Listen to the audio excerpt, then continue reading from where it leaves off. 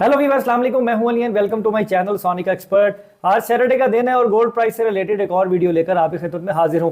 सबसे पहले हम क्वेश्चन की बात करेंगे कि एक सवाल जो मेरे से बार बार पूछा जा रहा है वो ये है कि लैब टेस्ट के बारे में बताएं। सोने को लेबॉर्ट्री में टेस्ट किन किन तरीकों से किया जाता है और इसमें कितना टाइम लगता है। अगर कोई शख्स हो जिसके पास कोई बनी हुई ज्वेलरी हो और वो उसको ख़राब ना करवाना चाहे, यानी कि वो चाहे कि बने बने ज्वेलरी, रिंग है, टॉप्स है, जो भी है उसका सोना टेस्ट हो जाए, तो उसका क्या प्रोसीजर है।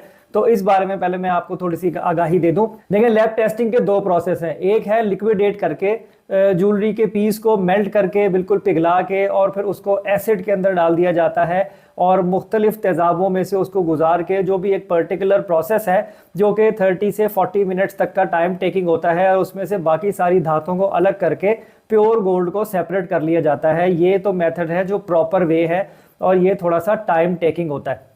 और इसमें ज्वेलरी के पीस को जो है वो हमें लिक्विडेट करना पड़ता है, यानी बिल्कुल ख़त्म करना पड़ता है। अब हम बात करते हैं शॉर्ट वे के ऊपर। देखें, बहुत सारी जगहों में, बहुत सारी लेबॉर्ट्रीज़ में जो है वो लेज़र मशीन्स भी आ गई हैं, जो गोल्ड टेस्टिंग मशीन जिन्हें कहते हैं, कि जिसमें हम गोल्ड का पीस रखते हैं और वो उसको चेक करके उसमें जो जो भी धातें होती हैं उनकी परसेंटेज बता देता है कि इसमें अलॉय कितना है, इसमें कॉपर कितना है, इसमें निकल कितना है, या फिर इसमें सोना कितना है। तो वो शॉर्ट बिल्कुल एक कह लें 5 से 10 मिनट का प्रोसेस होता है मैक्सिमम, और उसमें किसी भी चीज़ को ख़राब किए बगैर एक टेंटेटिव गोल्ड का जो आइडिया है वो किया जा सकता है कि आया ये 22 कैरेट है, 24 है, 18 है या 21 है। लेकिन अब भी जो बिल्कुल 100% मुस्तनद तरीका माना जाता है ना, वो प्रॉपर लैब टेस्ट है, जिसमें ज्वेलरी को पिघलाकर और उसके सारी धातुओं को अलग अलग कर लिया जाता है। और ये जो लेज़र वाला है, ये आप कह लें कि बिल्कुल इसकी मिसाल मैं यूँ दे सकता हूँ कि जैसे कि पीस का गोल्ड और पठूर के गोल्ड का फ़र्क होता है ना, इस तरीके से जो लेज़र टेस्ट है उसमें माइनर सा डिफरेंस आप समझ सकते हो, और माइनर सा डिफरेंस इसकी टेस्टिंग रिपोर्ट में भी आ सकता है। तो उम्मीद करता हूँ आपको ये बात आसानी से समझ में आ गई होगी। तो चलें अब गोल्ड प्राइस की तरफ चलते हैं। गोल्ड प्राइस बताने से पहले रिक्वेस्ट करूंगा उन तमाम देखने वालों से जो वीडियो पर फर्स्ट टाइम आए हैं कि चैनल को सब्सक्राइब करें और बेल आइकन दबाएं, और वो लोग जो मेरे परमानेंट व्यूवर्स हैं उनका देखने का बहुत शुक्रिया, वो लाइक करें और शेयर करें। अब अगर गोल्ड की प्राइस में नज़र डालें, आज आपको पता है कि मोस्टली क्लोजिंग का सा सिनेरियो ही होता है, लेकिन जो इस वक्त रेट है ना वो मज़ीद नीचे चला गया है।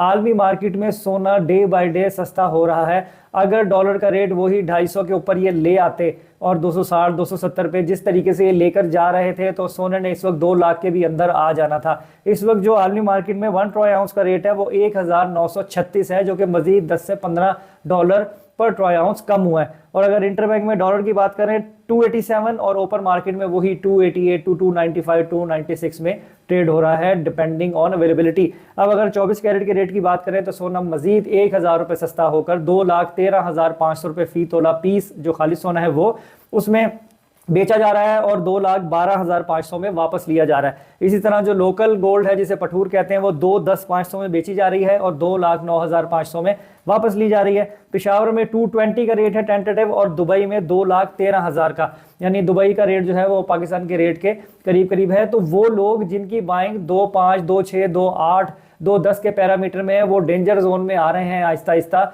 और ट्रेंड जो है वो नीचे की तरफ जाने का ही है फिलहाल।